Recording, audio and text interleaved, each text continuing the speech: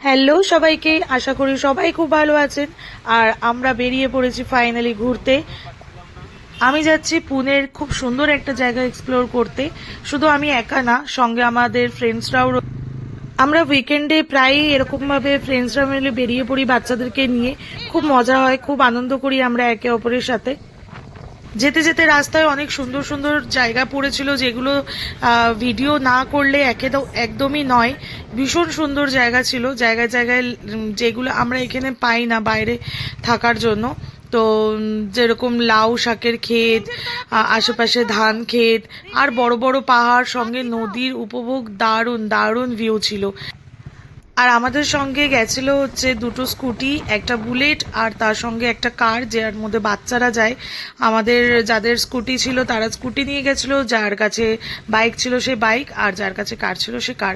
কার থাকার জন্য বাচ্চারা কারের মধ্যে একদম আরামসে বসে চলে গেছে। আর ফাইনালি আমরা জায়গাটায় পৌঁছে গেছি। নেক্সট ভিডিওতে অবশ্যই দেখাবো জায়গাটা কতটা সুন্দর। আমরা ওখানে বোটিং করলাম, জমিয়ে খাওয়া দাওয়া করলাম সব বন্ধুরা মিলে। আমার ভিডিও কেমন লাগে অবশ্যই কমেন্ট করে জানাবেন। আর ভিডিওটা দেখার জন্য থ্যাংক ইউ, বাই।